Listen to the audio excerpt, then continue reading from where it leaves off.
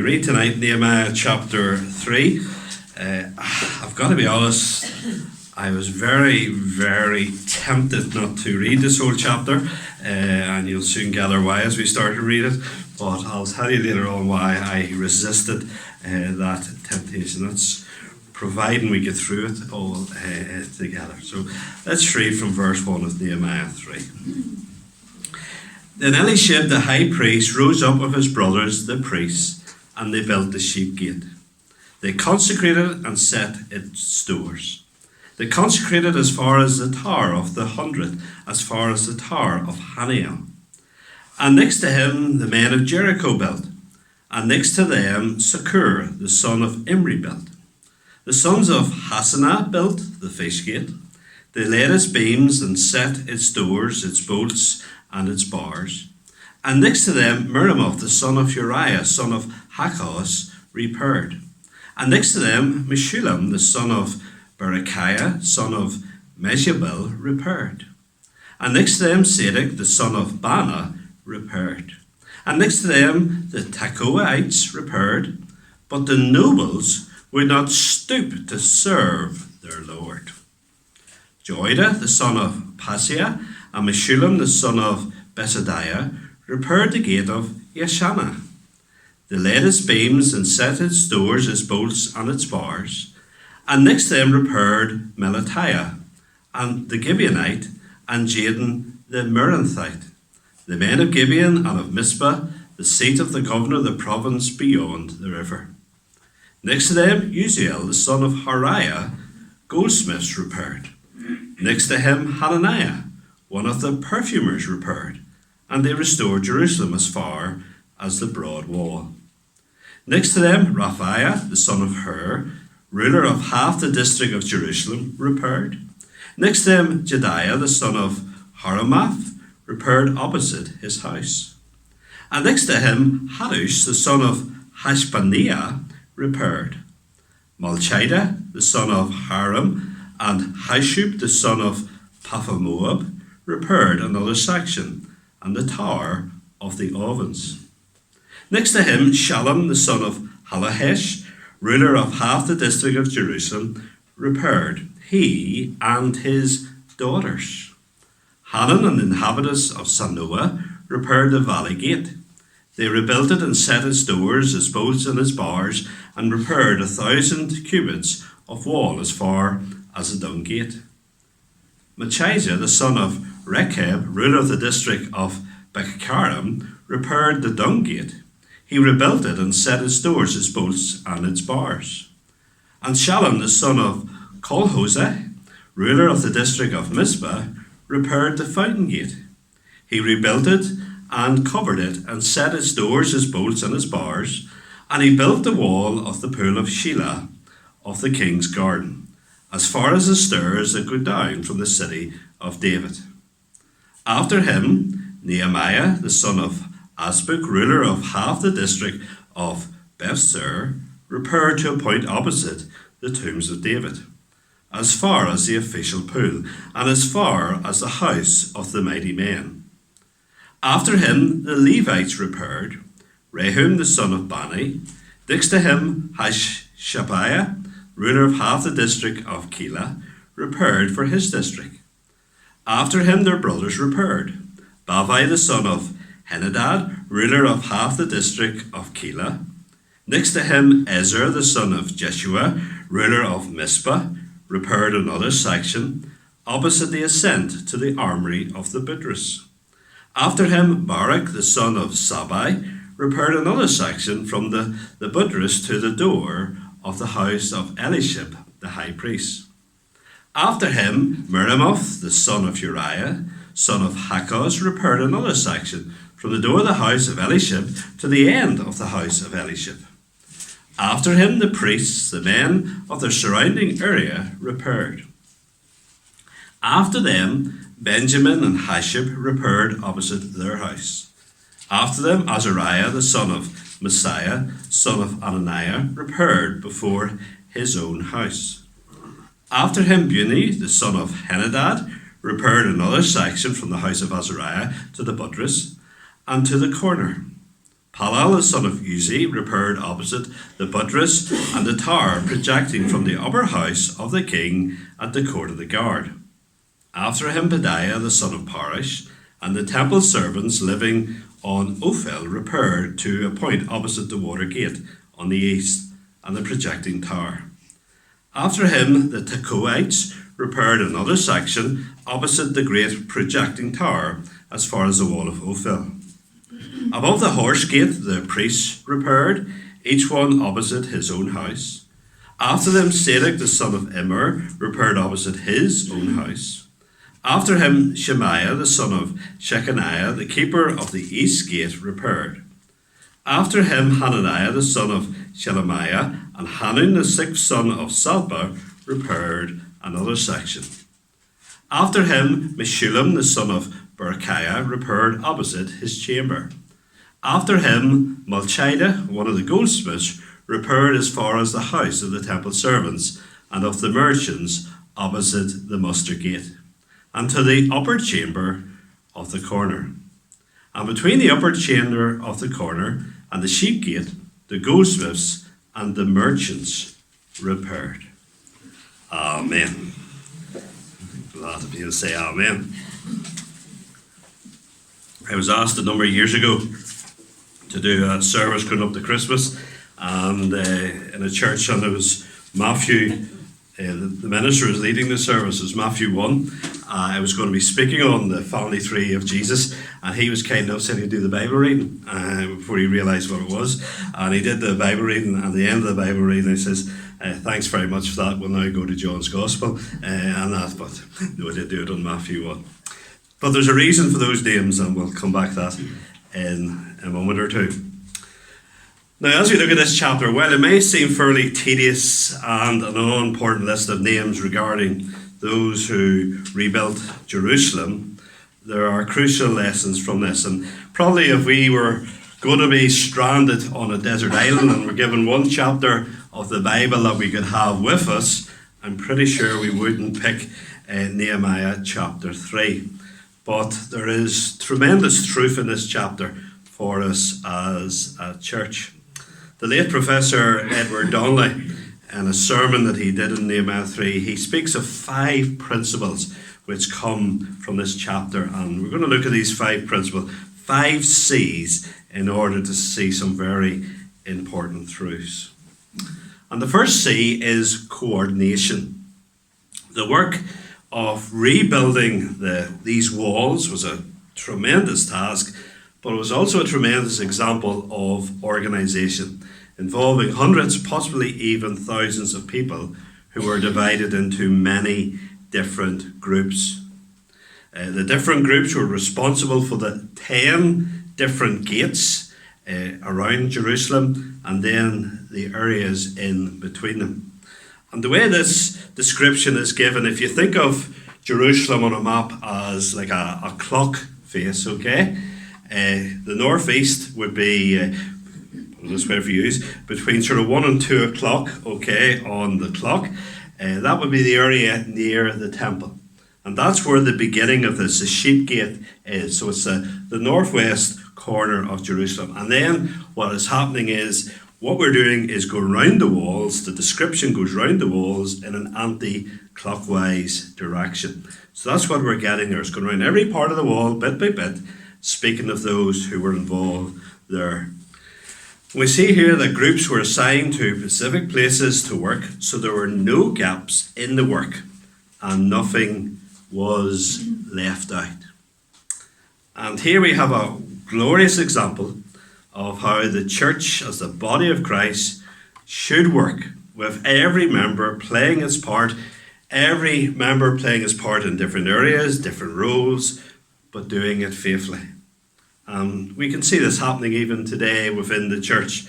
There are many, many different groups. We can think of the Kirk session as a group, the committee as a group, the different subcommittees as groups, the leaders of different organisations as groups, and there's many different groups within the church today. So here we see that the building work was going on for the glory of God as people were involved in different groups doing a work as they had been assigned. And we need to always ask, are we being involved in the work that God is calling us to? One of the questions we need to consider for ourselves as a church are there gaps in the work? We look here and how there were no gaps in the work. The whole wall was being rebuilt. Nothing was being missed. Every area was being covered.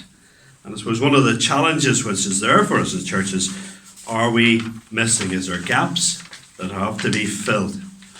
And what we see in this here is a great example of every member ministry. And that's the way the church is to be. And what we see here is that Nehemiah was giving a lead, the different leaders were giving a lead, but indeed that everyone got involved, apart from a few that we'll come to later on.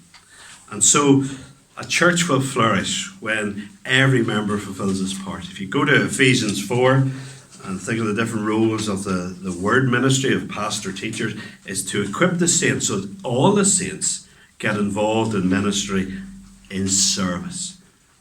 The task of the church is to prepare people to serve, and everybody has a part to play. Now, one of the interesting aspects you read is in different places here in verse 10, it speaks there about Jedaiah the son of Haram repaired opposite his house. And there are different ones, as you go through the list, are mentioned who repaired opposite their house. So that's a very sensible thing, it's a very practical thing. They didn't have to get up in the morning and travel to work. They just had to go outside the door for their lunch and so forth. They just had to go home. It's a reminder, though, that the work of the gospel begins at home. The work of the Lord begins with those closest to us. And if we're not faithful in our home situation, how can we be faithful further afield? And there's a great principle about Jerusalem, Judea, Samaria, and to the ends of the earth. Before we seek to conquer the world, we should be faithful in our home situation, in our own church situation, our own community, and then going further afield. But this is a great reminder that the work of the gospel, we have to be faithful in our own backyard. I think there's also a thing here which makes it very personal. You think of men who went out of their houses, and just as they went out the door of their houses, they were rebuilding the wall directly opposite their doors. That was a wall that would protect them. That was a wall that would protect their family. Very personal. And when we want the best for our families, we need to be involved in the work of the church and building up the church and seeing the church being strong. And it's a church that is strong. It's a church that will be a blessing to our families. And we need to see that. So that's the first thing, is the cooperation, the great example of organisation, people involved in their particular place, particular task. Everyone had a role to play, and they were assigned to it, and they were responsible for it. The second thing we see here is communication. And if you look at the different groups, there appears to be people who are named who seem to be the leaders of the different groups. In verse 1, Elishib is mentioned. If you go to verse 4, it speaks about Miramoth, and the different verses you can go through, there's different people who are mentioned. And many groups, they had to be coordinated. And the way they were coordinated was not by Nehemiah speaking to everyone. Nehemiah seemed to address the leaders, and it was the task of the leaders of the particular groups to then communicate to the groups, and for the groups then to work on by themselves. So here is a great example of the importance of communication. It was organised in a way for good communication. And the communication was two-way. Nehemiah spoke to leaders, the leaders spoke to their groups. The groups could speak to their leaders, and they could feed back to Nehemiah as well. And this just reminds us, within the church, communication is vital and something that always needs to be worked at, both by those sharing information and those who are listening. And it's one of the challenges that we are involved in something in the church. If there's some activity or some organisation we're involved in, and this maybe consumes so much of our time, we can assume that others understand what we're doing, where we're come from. But that's not the case. And certainly One of the things I know as a minister is that just because I've said something once or twice from a pulpit in an announcement, it doesn't mean people have heard it.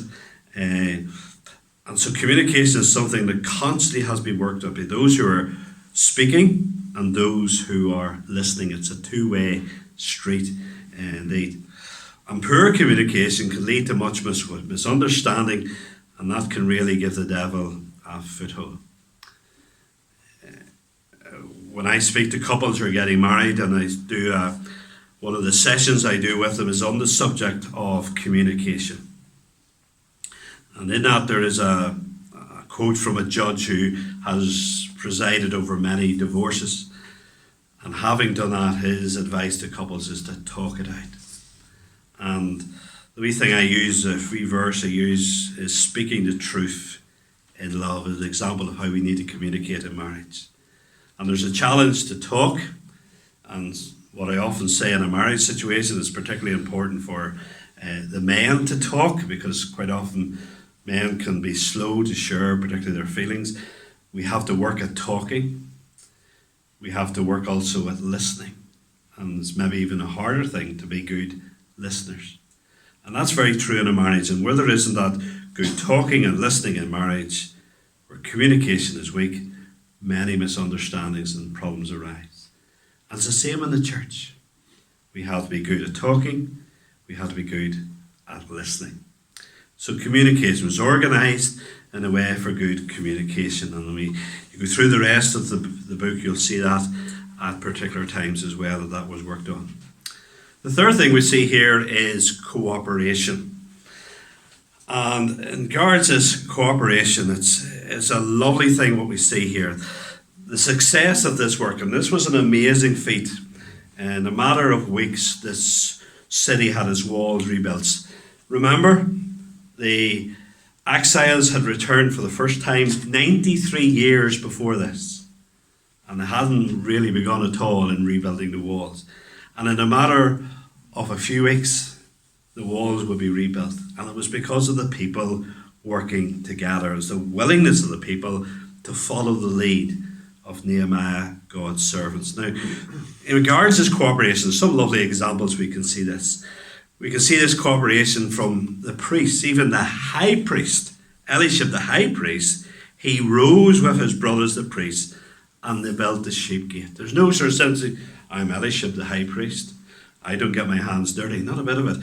He rolled up his sleeves and he got involved in this work. The Levites were involved in it. The temple servants were involved in it. And the other rulers, people who had responsibility to rule over half the city of Jerusalem, people who ruled over other places, they were all willing to roll up their sleeves, to get involved and to play their part. And you know, being willing to do manual work, being willing to do physical work, it's a great witness to others when we're willing to do that. There was also flexibility in that people who were doing physical work, which is very different from their normal trade. For example, there are mentions in verse 8, the goldsmiths, also they're mentioned in verse 31, 32 as well. Now, goldsmiths would be involved in a very intricate work, design and detail.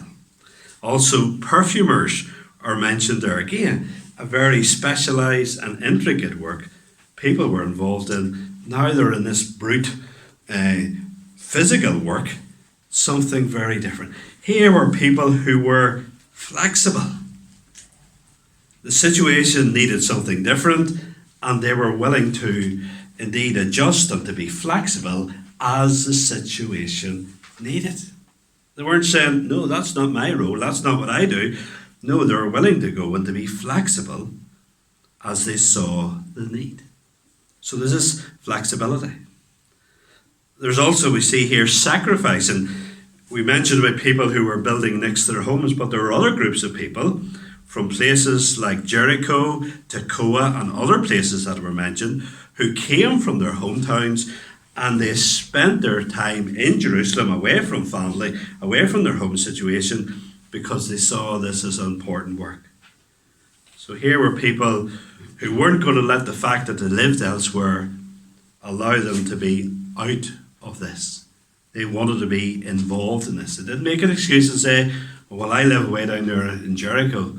I can't go and do that. I have the responsibility for a family. No, they got up and they were willing to be a part of it. And there's also, we see in verse 12, the witness here of Shalom, his daughters repaired. He had no sons. So his daughters rolled up their sleeves and they got involved in this practical work as well. Now look at this. Shalom was ruler of half the district of Jerusalem. So this was a boy who was the top of society. His daughters were used to being a part of a family who were high society. But there they were, rolling up their sleeves, doing this physical work, carrying stones, getting a wall rebuilt. They were in the very middle of it. Years ago, when I spent a summer with Tear Fund in Zimbabwe, we were part of a team. There's 12 of us on the team, 6 men, 6 women on the team. And you can imagine the Zimbabwean situation were a bit similar as it was to South Africa, in that the whites were the ruling class. And you really generally didn't see whites do manual work. And you particularly did not see white women do manual work. And here we were in this, it was a primary school, and there was a Bible school and a farm, and we were sent over to the task of building apartments.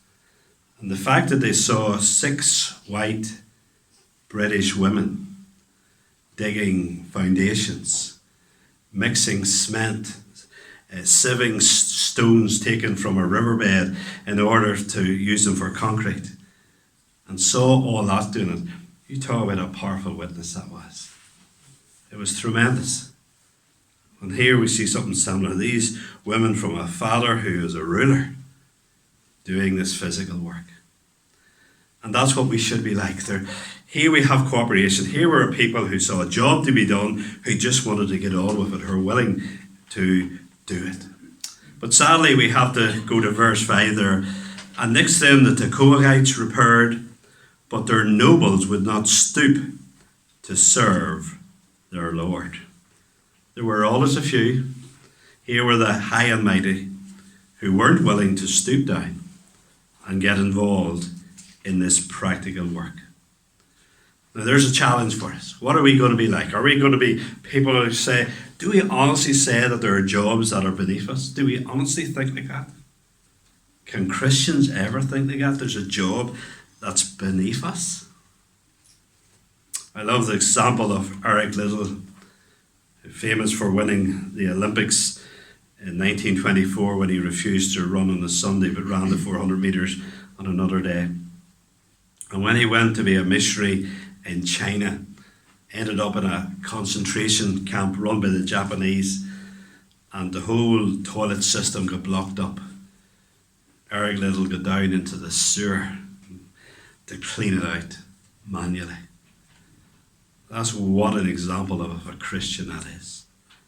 Willing to stoop to do the lowest of tasks. That's what we need to have. There's nothing that we wouldn't be prepared to do for our Lord, for our Savior.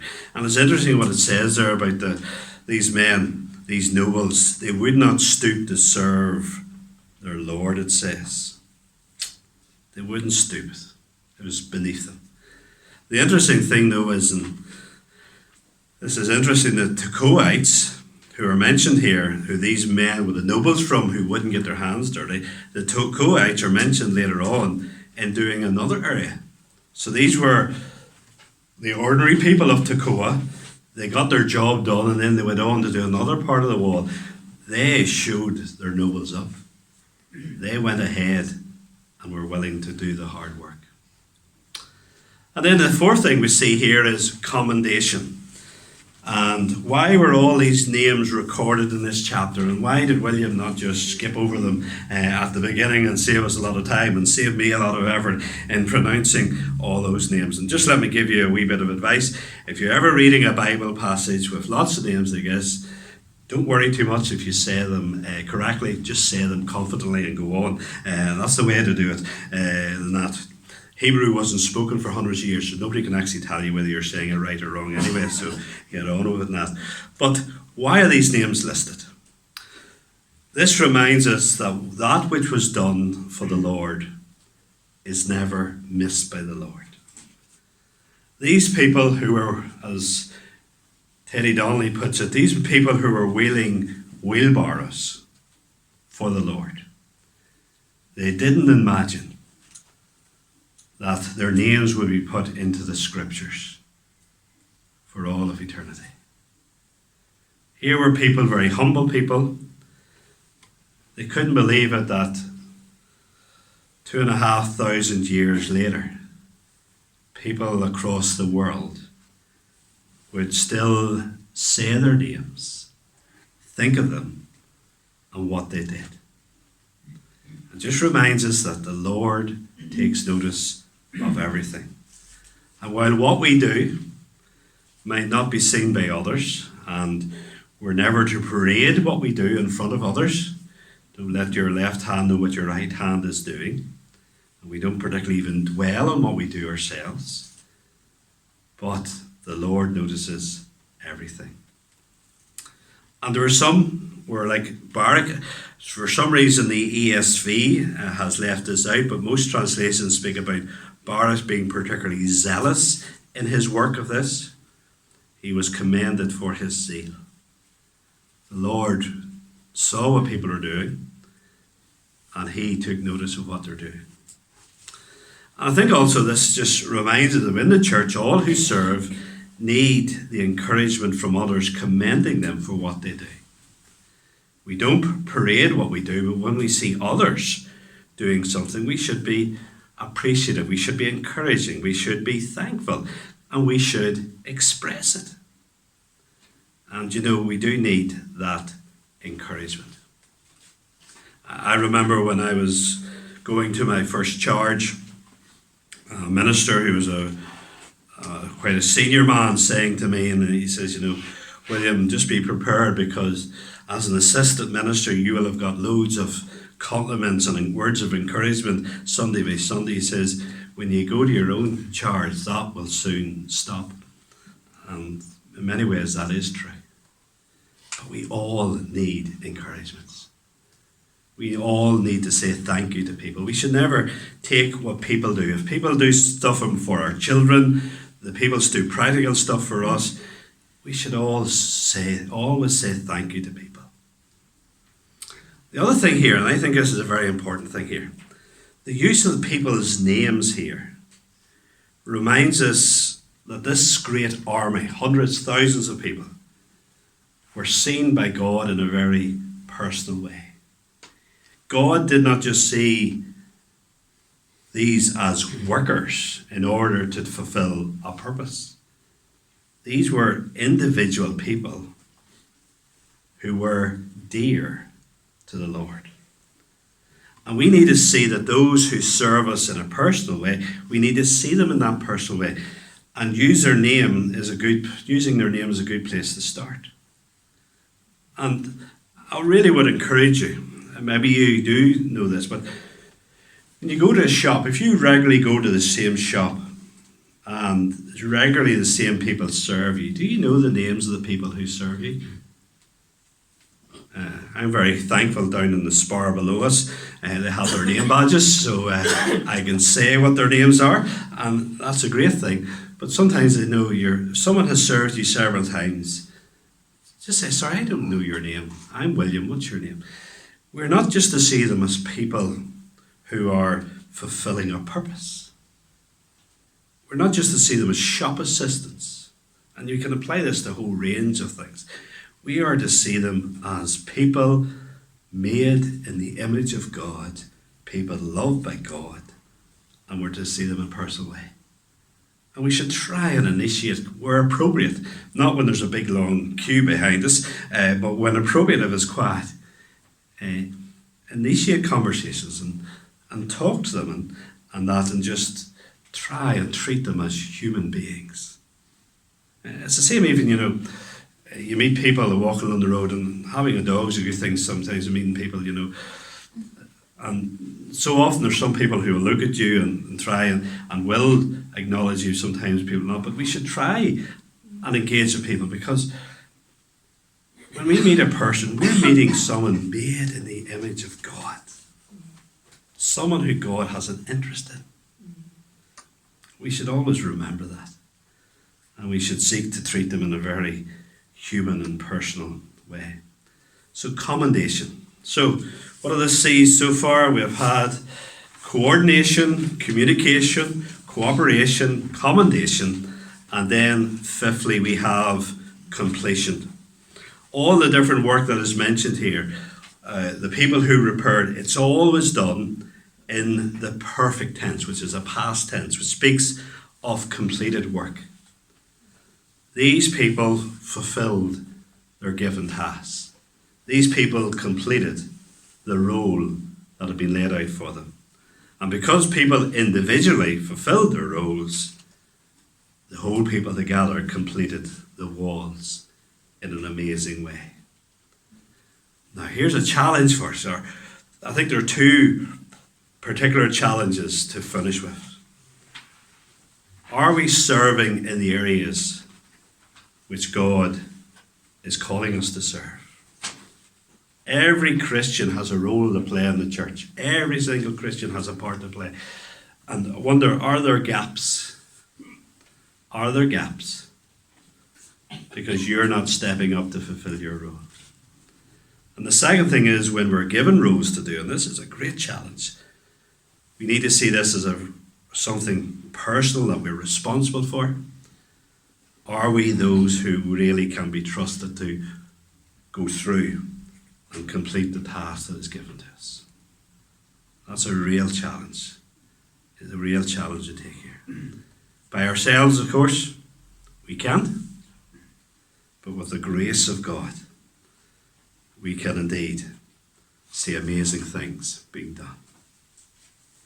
Amen.